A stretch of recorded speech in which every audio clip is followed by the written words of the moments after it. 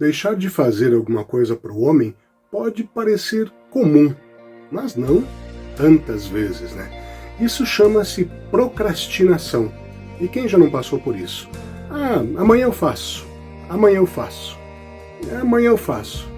E a gente vai deixando as coisas seguirem, acontecerem, e essa procrastinação que nós deixamos para o amanhã, isso que nós não executamos o agora, se torna um hábito na nossa vida. E muitas vezes nós não avançamos porque deixamos para o amanhã, e esse amanhã nunca chega. Foi numa dessas mensagens do Ministério Palavra de Homem, através do pastor Nasser, que eu, Leandro, mudei. Eu sempre deixava algumas coisas, não era tão importante, depois eu fazia, e eu passava de dia para dia da agenda e não resolvia. Eu apenas colocava do dia tal para o dia tal e seguia. Às vezes tem coisas que a gente passa anos e não faz, mas a gente fica sempre se lembrando, ocupando um tempo na memória. Foi numa dessas palestras que eu mudei. Eu falei, não, por que eu preciso continuar procrastinando, deixando para depois? E quando eu resolvi mudar, eu vi a diferença que isso fez. Vi a diferença que isso mudou na minha vida em termos de realidade, de execução. Opa, eu consegui, eu fiz. E aí, você se acostuma a não deixar para trás. Venha participar, venha ouvir nesse ministério palavras que podem mudar a sua vida, como mudou a minha também. Um homem normal, mas que através de uma palavra mudou a sua forma de pensar e de agir.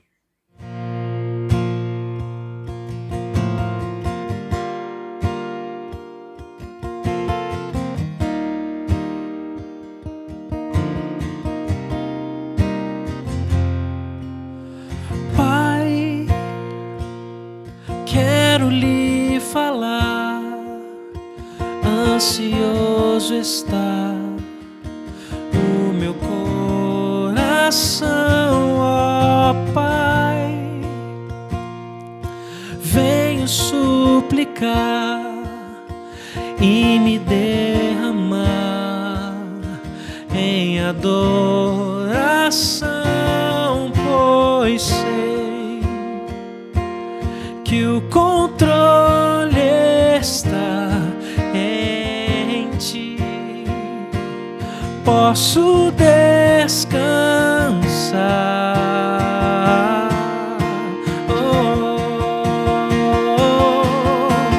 Meu caminho entregarei nas mãos daquele que me amou. A morte lá na cruz venceu, levando toda a minha dor. Em Jesus posso encontrar verdade pra me libertar. Não há outro Deus, não há outro Deus, não há outro Deus como o Senhor.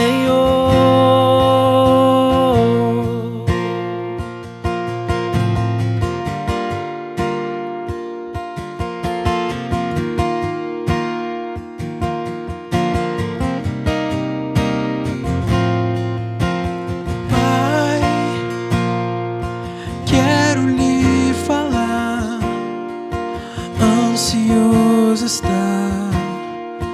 o meu coração, ó Pai.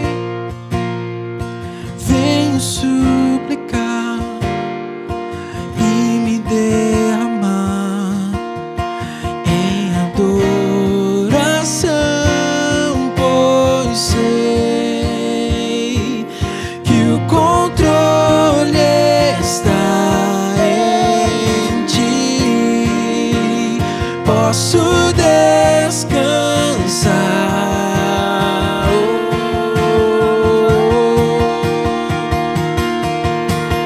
Meu caminho entregarei nas mãos daquele que me amou. A morte lá na cruz venceu, levando toda a minha dor. Em Jesus posso encontrar verdade pra me libertar. Não há outro Deus, não há outro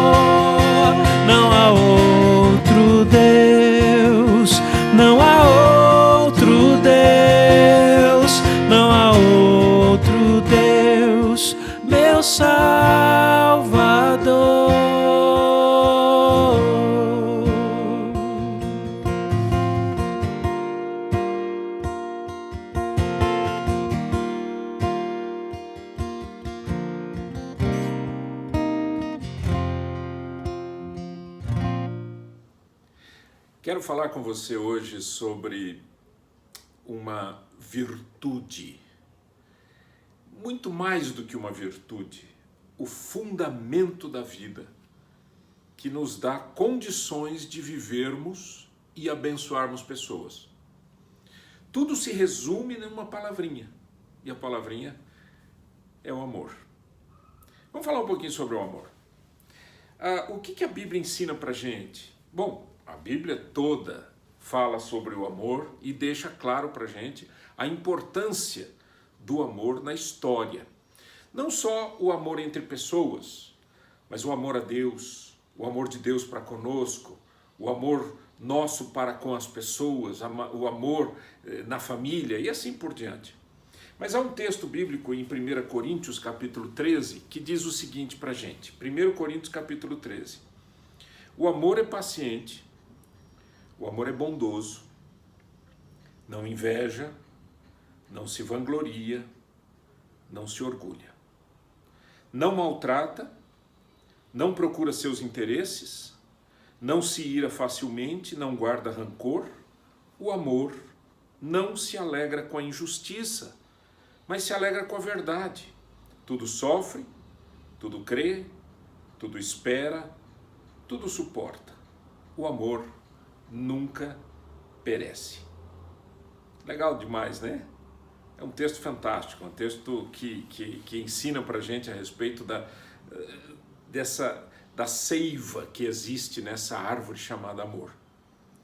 Mas há um contexto nesse texto aqui, tá? Um contexto dentro de 1 Coríntios capítulo 13 é um contexto. E as primeiras palavras do apóstolo Paulo são essas aqui. Ainda que eu fale as línguas dos homens e dos anjos, se não tiver amor, serei como o sino que ressoa ou como o prato que retine.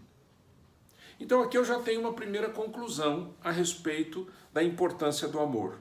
A primeira conclusão é que é possível parecer ser uma pessoa espiritual e não agir por amor. Ou seja, esvazia. Certo? Pensa nisso, como que o amor é o recheio importante aqui, é o fundamento de todas as coisas. Na continuação do texto diz, ainda que eu tenha o dom de profecia e saiba todos os mistérios e todo o conhecimento e tenha uma fé capaz de mover montanhas, se não tiver amor, nada serei. A que conclusão chegamos? Que é possível agir com fé e ser visto como uma pessoa até religiosa, mas sem amor. Está faltando tudo. A outra continuação diz, ainda que eu dê aos pobres tudo que possuo e entregue o meu corpo para ser queimado, se não tiver amor, nada disso me valerá. Qual a conclusão que a gente chega? Que é até possível fazer boas obras sem amor. Então, o que Paulo está abrindo aqui para a gente é o seguinte, olha, se você não tiver amor, nem na sua vida espiritual, nem na sua vida, seja ela religiosa ou que for, nem na sua vida de boas obras, nem na sua vida de qualquer maneira, vai existir qualquer tipo de produtividade. Importante, porque está faltando o elemento principal, está faltando o eixo da roda. O que gira tudo é o amor. Então, faltando isso, o que é que sobra? Não sobra nada. Então uma pessoa fala, eu tenho amor porque eu faço boas obras. Não, você faz boas obras em nome do amor, ou não. Ou eu faço boas obras para mim, para eu me sentir bem. Nossa, a gente está fazendo um trabalho legal, a gente está ajudando as pessoas, sabe? As pessoas estão ajudando, dando comida para as pessoas. Por quê? Para você se sentir bem? Para você dizer, não, eu não sou uma pessoa má. É para isso que você está fazendo? Ou porque você ama as pessoas às quais você está servindo? Esse é o ponto. Então, o amor, ele é extremamente importante. E a pergunta é, por que ele é tão importante? Pense comigo, por que o amor é tão importante? Né? Em primeiro lugar, há um texto em 1 João capítulo 4, versículo 8, que diz, Deus é amor. Estou lendo apenas a segunda parte do verso, tá? Deus é amor. Então, por que o amor é tão importante? Porque Deus é amor. Agora, O texto não está dizendo Deus tem amor, Deus me ama porque eu sou legal, Deus me ama porque eu sou bonzinho, Deus me ama porque eu ajudo os pobres. Está dizendo Deus é amor, é a natureza de Deus. Então, se a natureza de Deus é amor, nada que esteja relacionado com Ele pode ficar sem amor. Ou seja, se eu digo que eu sou um discípulo de Jesus Cristo, mas eu não amo, eu não estou cumprindo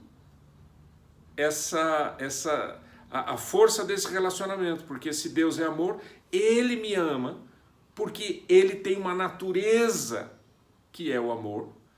Então o amor dele é perfeito para comigo. Agora, se eu não amo e digo que amo a Deus, está tudo errado. Certo? Esse é o primeiro ponto, porque Deus é amor. Mas o mesmo verso, que eu peguei apenas a segunda parte, na primeira parte diz assim: aquele que não ama não conhece a Deus. Aquele que não ama não conhece a Deus. E aí ele diz, porque Deus é amor. Então, aquele que não ama não conhece a Deus. Por que é importante o amor? Porque o amor, ou melhor, porque quem ama evidencia o seu relacionamento com Deus. Quem ama evidencia o seu relacionamento com Deus. Aquele que não ama não conhece a Deus. Né? Olha como que, onde que o apóstolo João está buscando a força para a gente compreender essas palavras que Paulo fala lá em 1 Coríntios a respeito do amor. Por que o amor jamais acaba? Por que o amor não termina? Por que o verdadeiro amor ele não termina? Você sabe que no grego existem pelo menos 3 formas de se falar em amor, né? É a palavra ágape ou agape, é a palavra philos, é a palavra eros.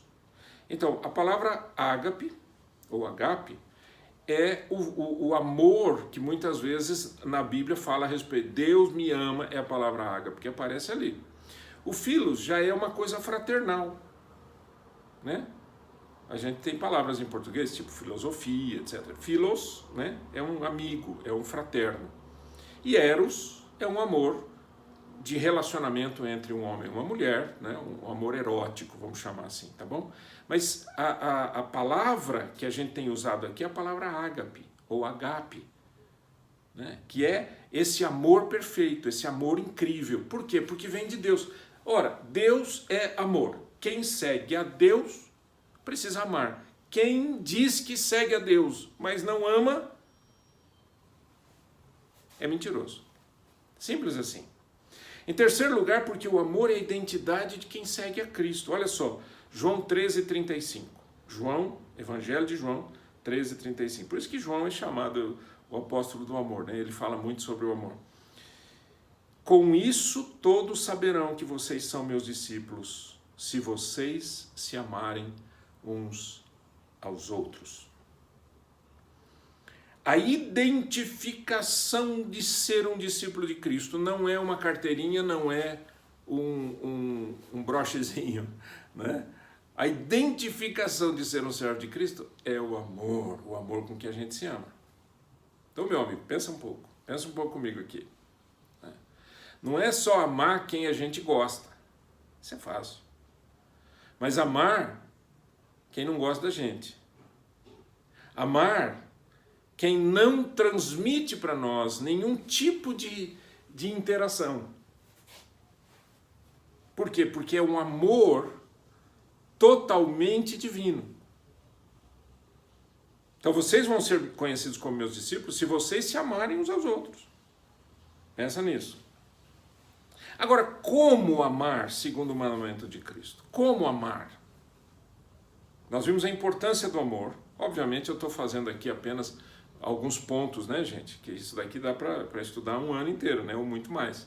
Mas simplesmente, como que eu faço isso? Como que eu amo segundo os mandamentos de Cristo? Como é que eu amo? Né? Em primeiro lugar, eu tenho que pensar que sempre Deus vem primeiro. Guarde isso. Sempre Deus vem primeiro.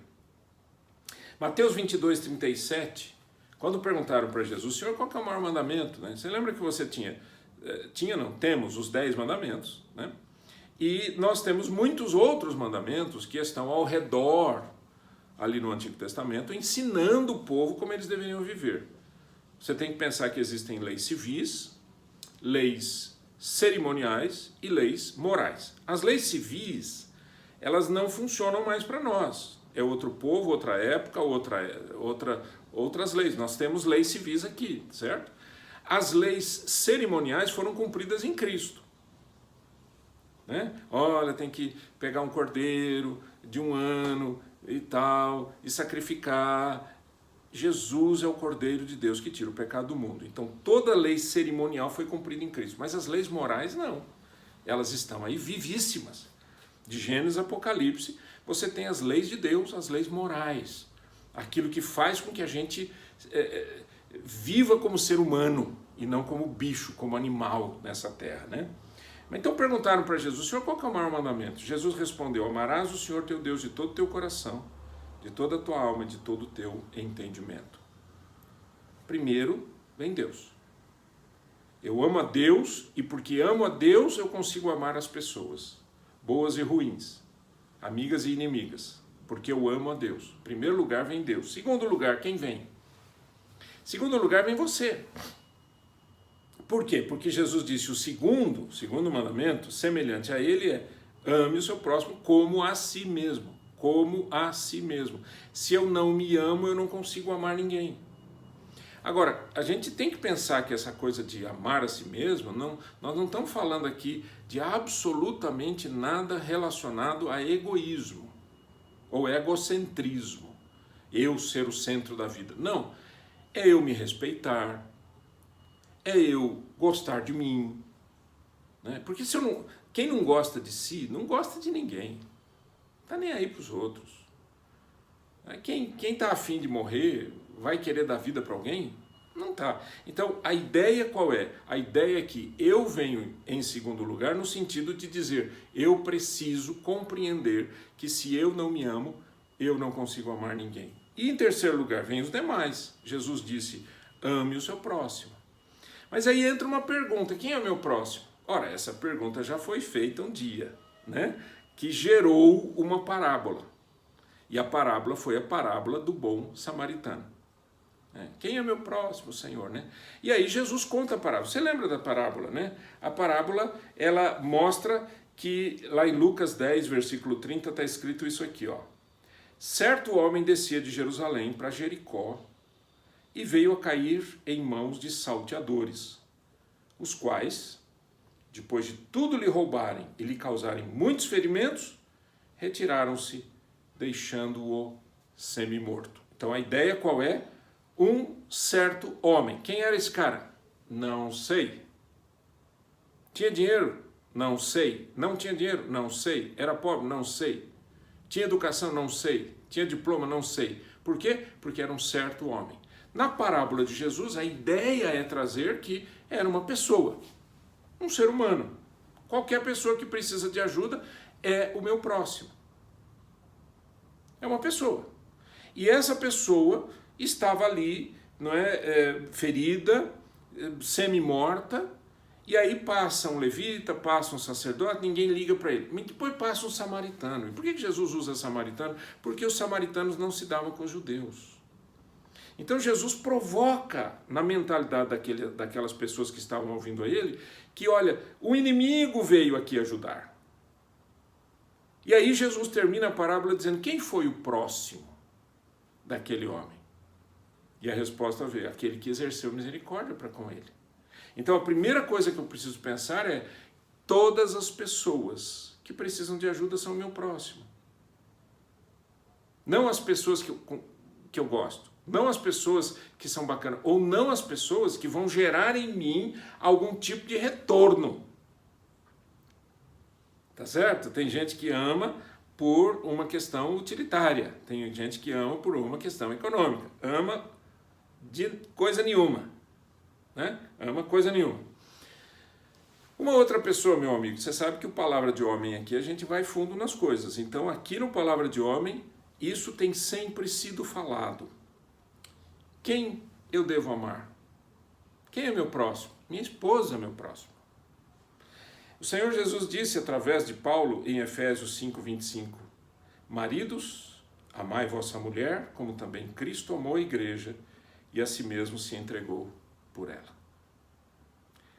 Ame a sua esposa como Cristo amou a igreja.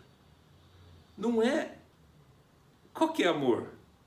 É como Cristo amou. Por que que no cristianismo é importante que o relacionamento conjugal seja um relacionamento para sempre?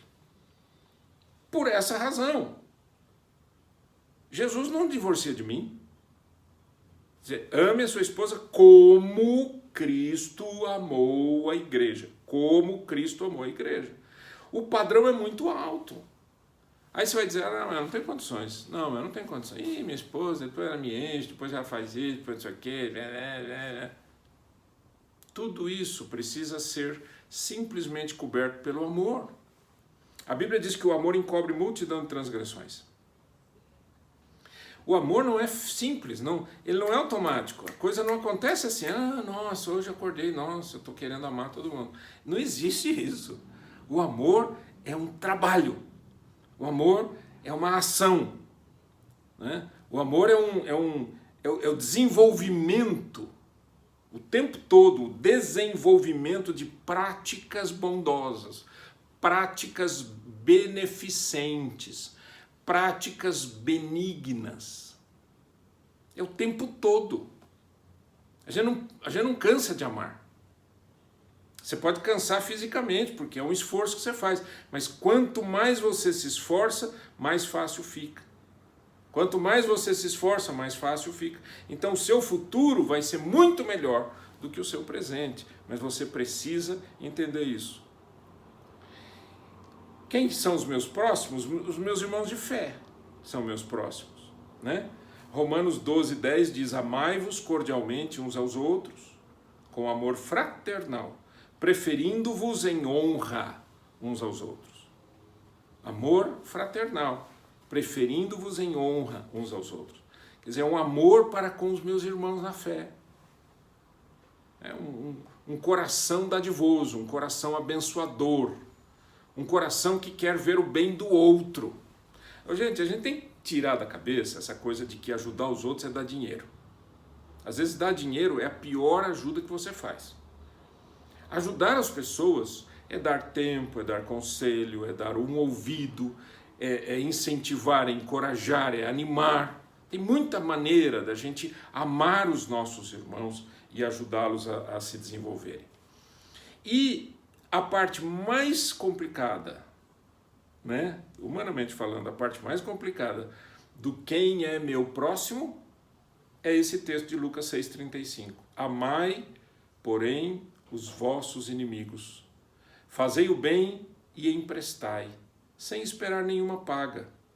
Será grande o vosso galardão, e sereis filhos do Altíssimo, pois ele é benigno até para com os ingratos e maus. Uau!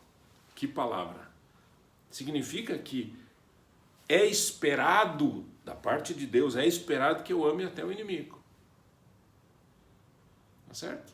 E quem que é o inimigo? O inimigo é aquele cara que quer acabar comigo. O inimigo é aquele que quer o meu mal. E a Bíblia diz, ame a esse. Entregue, abençoe. Você emprestou alguma coisa? Eu costumo dizer que é melhor do que emprestar é dar. Né? Às vezes não dá para dar alguma coisa que você está emprestando, que às vezes vou emprestar minha casa, eu vou dar para você. Não é essa situação. Mas às vezes você diz assim, estou te emprestando aqui 50 e você pode me devolver? O cara que está pedindo emprestado, ele não vai ter condições de devolver. É simples assim. Né? Porque não é um momento, ele está simplesmente vivendo uma situação, a não ser que mude a situação e tenha uma receita maior e assim por diante. Mas tirando isso, é melhor dar. Ame a pessoa.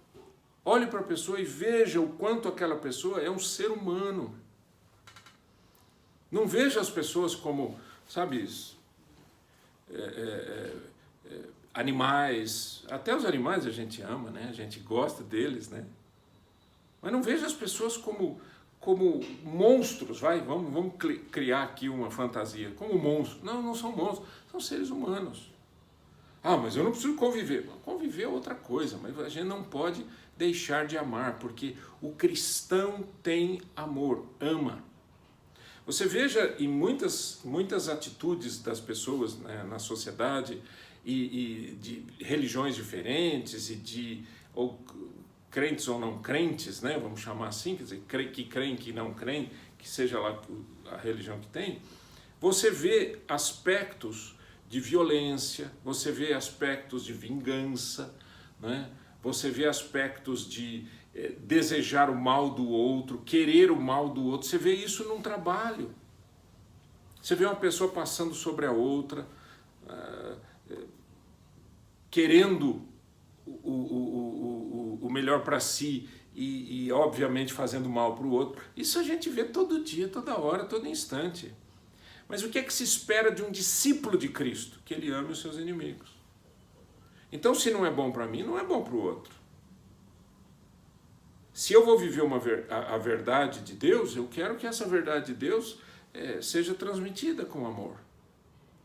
Isso aqui que a gente está fazendo, por que a gente está fazendo isso? Isso dá trabalho, gasta dinheiro, não é? Gasta tempo, gasta o intelecto da gente. Mas por que a gente está aqui juntos? Porque a gente ama. Porque o cristão ama, porque o cristão quer ver o melhor das pessoas. E eu quero terminar com Lucas 10, 36 e 37, que é exatamente o fim da parábola do bom samaritano. Olha só, a pergunta que Jesus fez: qual destes três você acha que foi o próximo do homem que caiu nas mãos dos assaltantes? Resposta: aquele que teve misericórdia dele, respondeu o perito da lei. Jesus lhe disse: vá e faça o mesmo. Quem é que, ou melhor, quem é o próximo? O próximo é aquele que exerce misericórdia. Então o meu próximo é aquele que precisa de ajuda e eu exerço para com o meu próximo misericórdia. Qual é o conceito de misericórdia? Qual é a explicação da misericórdia? Misericórdia é quando você atenua todas as coisas por amor. Então você não dá o que a pessoa merece, você dá muito mais e muito melhor do que a pessoa merece. Por quê? Porque você está agindo com misericórdia. Por exemplo, a Bíblia diz que Deus é misericordioso.